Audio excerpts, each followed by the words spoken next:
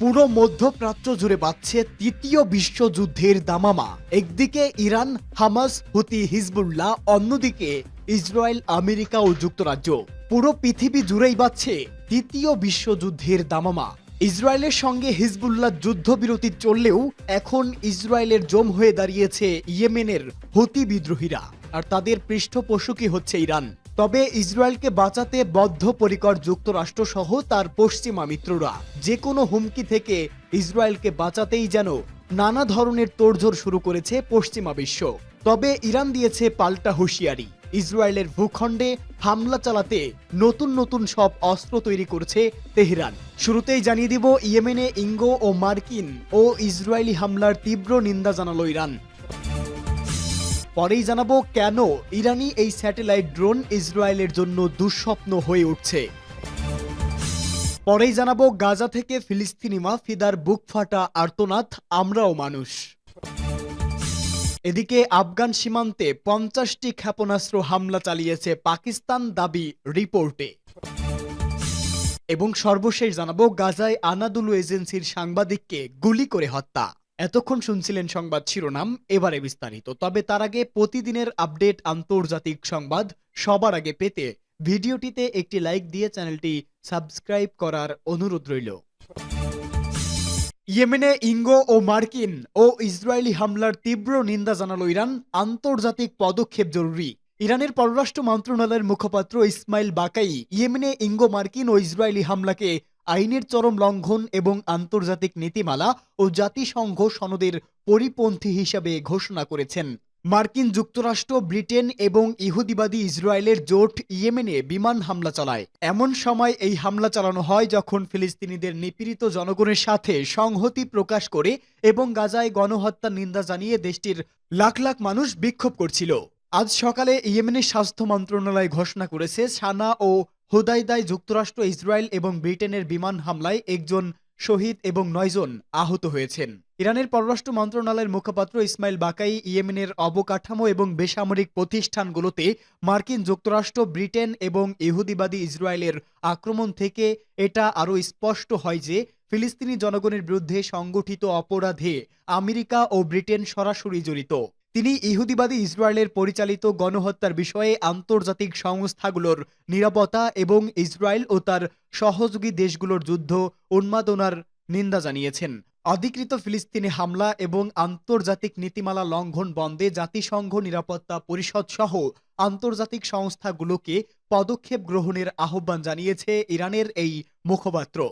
কেন ইরানি এই satellite drone ইসরায়েলের জন্য দুঃস্বপ্ন হয়ে উঠেছে? ইরানের সর্বশেষ আত্মঘাতী ড্রোনের সক্ষমতা ইসরায়েলি নিরাপত্তা কর্মকর্তাদের মধ্যে ভয় ও আতঙ্কের সৃষ্টি করেছে। ইরানের সামরিক শক্তি সম্পর্কে রাই আল ইয়মের একটি প্রতিবেদন লেখা হয়েছে। ইরান গত সেপ্টেম্বরে শাহেদ 136B ড্রোন উন্মোচন করেছে। অবাক করার মতো বিষয় হচ্ছে ড্রোনটি 4000 কিলোমিটার পাল্লার। রাই আল ইয়মের প্রতিবেদনের এই ড্রোনে 4000 কিলোমিটার পাল্লার কথা উল্লেখ করে বলা হয়েছে যে শাহেদ 136B তেহরান এবং প্যারিসের দূরত্ব অতিক্রম করতে পারে। তেল আবিবের উচ্চ পর্যায়ের নিরাপত্তা সূত্রগুলো স্বীকার করেছে যে এই ড্রোন ক্লাসিক ড্রোনের তুলনায় দূরবর্তী স্থানে সুনির্দিষ্ট লক্ষ্য বস্তুতে আঘাত হানার ক্ষেত্রে অন্যতম। ইরানি ড্রোনটির চমৎকার কৌশলগত ক্ষমতা রয়েছে এবং স্যাটেলাইট প্রযুক্তির মাধ্যমে গুরুত্বপূর্ণ লক্ষ্যবস্তু ধ্বংস করতে পারে। ক্রুজ ব্যালিস্টিক ক্ষেপণাস্ত্রের তুলনায় এই ড্রোন কম খরচে অনেক বেশি দূরে শত্রুদের লক্ষ্যবস্তুতে আঘাত করতে পারে। ইসরায়েলি সূত্রগুলো আরও জানিয়েছে, ইসলামী প্রজাতন্ত্র ইরান বছরের পর বছর ধরে কম খরচে কার্যকর সামরিক সক্ষমতা জোরদার করার চেষ্টা করছে। এই ড্রোনগুলোর উৎপাদন এটি প্রমাণ করেছে যে ইরান আঞ্চলিক এবং আন্তর্জাতিক অস্ত্র উৎপাদনের ক্ষেত্রে তার বৈজ্ঞানিক ও প্রকৌশলগত ক্ষমতা কতটা প্রয়োগ করতে সক্ষম এবং তারা এসব ড্রোন আঞ্চলিক এবং আন্তর্জাতিক শত্রুর বিরুদ্ধে ব্যবহার করতে পারে। এই ড্রোনের সাহায্যে ইরান পারস্য উপসাগরীয় দেশগুলো সহ উত্তর আফ্রিকা বা ইউরোপের আরও দূরে শত্রুপক্ষের লক্ষ্যবস্তু ধ্বংস করতে পারে। ইসলামী বিপ্লবী গার্ড বাহিনী বা IRGC 2011 সালে শাহেদ আত্মঘাতী ড্রোনের প্রাথমিক সংস্করণের নকশা করেছিল। শাহেদ সম্পর্কে জোর দিয়ে বলা যায়, এই ড্রোনটি একটি আত্মঘাতী ধরনের এবং নির্দিষ্ট মিশনের জন্য তৈরি। ড্রোনটি বিস্ফোরক বহন করতে এবং লক্ষ্য বস্তুতে আঘাত করতে সক্ষম। এই ধরনের ড্রোন তাদের বিশেষ নকশা এবং উচ্চ ধ্বংসাত্মক ক্ষমতার কারণে সামরিক অভিযানে গুরুত্বপূর্ণ ভূমিকা পালন করে। শাহেদ 136B ড্রোনের প্রকাশিত স্পেসিফিকেশন অনুযায়ী এই ড্রোনের পাল্লা 4000 কিলোমিটার এবং 500 কিলোগ্রাম ওজনের ওয়ারহেড রয়েছে। এই ড্রোনের আনুমানিক গতি বিবেচনা করলে সর্বোচ্চ গন্তব্যে পৌঁছাতে এটিকে 16 থেকে 20 ঘন্টা উড়তে হবে। এমন ড্রোন বিশ্বে নজিরবিহীন। সাম্প্রতিক বছরগুলোতে ইরানের সশস্ত্র বাহিনী তাদের ড্রোন সক্ষমতা বৃদ্ধির চেষ্টা করছে এবং নতুন ড্রোন উন্মোচনের মাধ্যমে তাদের প্রতিরক্ষামূলক এবং আক্রমণাত্মক ক্ষমতা বৃদ্ধি করছে। শাহেদ 136 ড্রোন কৌশলগত অস্ত্রের মধ্যে অন্যতম, যা বিভিন্ন রণক্ষেত্রে ব্যবহার করা যায়। গাজা থেকে ফিলিস্তিনি মা ফিদার বুক ফাটা আর্তনাদ, আমরাও মানুষ। ফিদার জন্য সবচেয়ে বেদনাদায়ক বিষয় হচ্ছে এই সংকটের প্রভাব তার সন্তানদের উপর পড়েছে। তিনি বলেছেন, সবচেয়ে বড় চ্যালেঞ্জ হলো তাদের সুস্থ রাখা। প্রচণ্ড ঠান্ডা ও বৃষ্টি তাদের রোগের বিস্তার ঘটাচ্ছে এবং সঠিক চিকিৎসা সেবা থেকে বঞ্চিত হচ্ছে। গাজায় তীব্র শীত আসার সাথে সাথে অসংখ্য পরিবার বেঁচে থাকার জন্য আপ্রাণ চেষ্টা করছে। মিডল ইস্ট মনিটরের উদ্ধৃতি দিয়ে এক সংবাদ মাধ্যম জানিয়েছে, এই পরিবারগুলোর মধ্যে একটা ফিদা শোভা এর পরিবার, যিনি 39 বছর বয়সী মা এবং যার 7 সন্তান রয়েছে। তিনি যুদ্ধের কারণে বাস্তুচ্যুত হওয়ার পরে একটি অস্থায়ী তাঁবুতে থাকেন। ফিদা মূলত আল জাহরা এলাকা থেকে এসেছেন। গাজার বাস্তুচ্যুত মানুষগুলোর মধ্যে তিনিও অকল্পনীয় চ্যালেঞ্জ ও নানা প্রতিকূল প্রাকৃতিক সংকট মোকাবেলা করছেন। তিনি যে আশ্রয় কেন্দ্রে থাকেন সেখানে ভারী বৃষ্টি এবং হিমশীতল আবহাওয়া জীবনকে অতিষ্ঠ করে তুলেছে। ফিদা বলেন, আমাদের তাঁবুটি খুবই পাতলা কাপড়ের তৈরি। আমরা যতই পোশাক পরি না কেন কিংবা গায়ে কম্বল রাখি না কেন, ঠান্ডা বাতাস ও বৃষ্টি তাঁবুতে প্রবেশ করে এবং আমাদের বিছানা ও কাপড় চোপড় ভিজিয়ে ফেলে। রান্না করাও কঠিন এবং খাবার ঠান্ডা হয়ে যায়। শিশুরা পড়াশোনা করার চেষ্টা করে, কিন্তু আলো এবং তাপের অভাব তাও প্রায় অসম্ভব করে তুলেছে।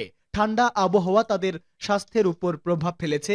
তাদেরকে ঠান্ডা থেকে বাঁচাতে এবং নিরাপদ রাখার জন্য প্রতিদিন আমাদের কঠোর পরিশ্রম করতে হচ্ছে। নিজের এত সমস্যা সত্ত্বেও ফিদা শুধুমাত্র তার পরিবার বেঁচে থাকার দিকেই মনোনিবেশ করেছেন। শুধু তাই নয়, তিনি অন্যান্য লোকদের সাহায্য এবং ত্রাণ কাজে সহায়তার জন্য একজন প্যারামেডিক্যাল হিসেবে কঠোর পরিশ্রম করে যাচ্ছেন, যারা কিনা এই ধরনের সমস্যার সম্মুখীন হয়। অকল্পনীয় চ্যালেঞ্জের মুখে দাঁড়িয়ে তার এই পরিশ্রম, অবদান ও জনকল্যাণমূলক কাজ তাকে প্রতিরোধের প্রতীক করে তুলেছে।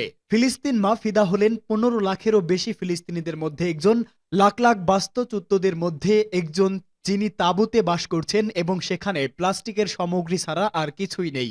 এই আশ্রয়গুলো ঠান্ডা, বৃষ্টি ও বন্যার পানি থেকে সামান্যই সুরক্ষা দেয়। তিনি বলেছেন, আমি চাই বিশ্বের মানুষ যাতে বুঝতে পারে যে আমরা ফিলিস্তিনিরা শুধু পরিসংখ্যান তৈরির বস্তু নই, আমরাও স্বপ্ন, পরিবার এবং ভবিষ্যতের আশা নিয়ে বেঁচে থাকতে চাই। আমরাও মানুষ। আমরা চাই বিশ্ব আমাদের দেখুক, আমাদের দুর্ব্যবস্থা সম্পর্কে জানুক এবং আমাদের জীবন পুনর্গঠনে সাহায্য করুক। আফগান সীমান্তে 50টি ক্ষেপণাস্ত্র হামলা চালিয়েছে পাকিস্তান, দাবি রিপোর্টে।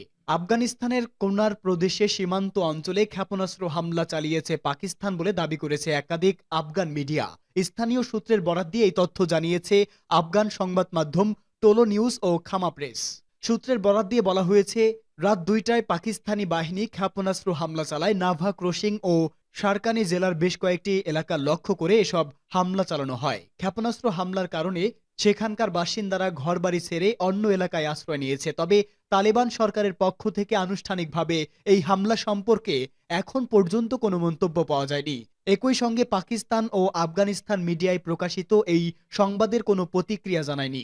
এদিকে আফগান সংবাদ মাধ্যম কাবুল নাওর প্রতিবেদনে বলা হয়েছে, সীমান্তবর্তী কোনার প্রদেশে পাকিস্তানি বাহিনীর কয়েক ডজন ক্ষেপণাস্ত্র হামলা চালিয়েছে। স্থানীয় সূত্রে বরাত দিয়ে কাবুল নাও বলেছে, পাকিস্তানি বাহিনী শারকানি জেলার বিভিন্ন গ্রামে অন্তত 50টি ক্ষেপণাস্ত্র হামলা চালিয়েছে। তবে এসব হামলায় কি পরিমাণ ক্ষয়ক্ষতি বা হতাহতের ঘটনা ঘটেছে সেই সম্পর্কে বিস্তারিত কিছুই জানা যায়নি। এর আগে গত 2 জানুয়ারি আফগানিস্তানের খোস্ত প্রদেশের বিভিন্ন গ্রামে হামলা চালায় পাকিস্তানি বাহিনী। এছাড়া গত 24 ডিসেম্বর আফগানিস্তানের পূর্বাঞ্চলীয় পাকতিকা প্রদেশে হামলা চালায় পাকিস্তানি বাহিনী। এতে আফগানিস্তানে অন্তত 50 জন নিহত হয়। নিহতদের মধ্যে নারী ও শিশু ছিল। পরবর্তী সময়ে পাকিস্তান সীমান্তের বিভিন্ন নিরাপত্তা চৌকিতে হামলা চালায় তালেবান যোদ্ধা। এতে অন্তত 19 জন পাকিস্তানি সেনা নিহত হয়। এরপর থেকে দেশ দুটির মধ্যে পাল্টাপাল্টি হামলা চলছে।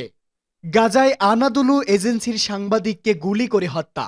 দূরপাল্লার রাইফেল দিয়ে গাজার আনাদুলু এজেন্সির ফ্রিল্যান্স ফটো সাংবাদিক সাইয়িদ আবু নাভানকে গুলি করে হত্যা করেছে ইসরায়েলি সেনাবাহিনী। টিআরটি ওয়ার্ল্ড জানিয়েছে, ইসরায়েলি সামরিক বাহিনী প্রথমে মধ্য গাজার নুসেইরাত অঞ্চলে অবস্থিত আল জাদিদ শরণার্থী শিবিরের একটি এলাকা ঘিরে ফেলে। সেখানে অনেক সাংবাদিক উপস্থিত ছিলেন। ঘটনাস্থল থেকে ধারণ করা ফুটেজে দেখা যায় আহত এক ব্যক্তিকে ত্রাণকর্মীদের সহায়তার স্ট্রেচারে করে বাড়ি থেকে বের করে আনা হচ্ছে।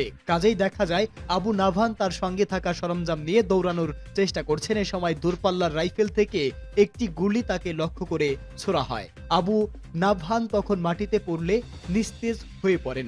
এ সময় আশেপাশের লোকজন ইসরায়েলি বুটের হুমকির কারণে তার কাছে যেতে ভয় পায়। ফিলিস্তিনের সরকারি বার্তা সংস্থা ওয়াফা আবু নাভানের নিহত হওয়ার খবর নিশ্চিত করেছে।